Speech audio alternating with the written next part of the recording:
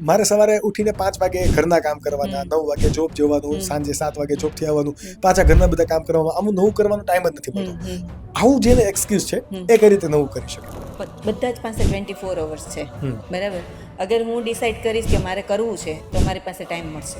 અગર હું ડિસાઈડ કરીશ કે મારે નથી કરવું તો નહીં ટાઈમ મળે. અનુપમા જોવે છે, નેટફ્લિક્સ જોવે છે, બરાબર. તો વિમેન છે ને એના કમ્ફર્ટ ઝોનમાં છે. એ એક્સક્યુઝ છે ને એ અરીસો છે ને આગળ રાખે છે. સવારે જો તમે 4 વાગે ઉઠવાની હેબિટ પાડો તો 4 થી 6 માં ઘરના બધા જ લોકો સૂતા હોય. બહુ ઓછા ઘરે જેન્ટ્સ પણ એવા હશે, 10% રહેશો કે જે વહેલા જાગતા હશે.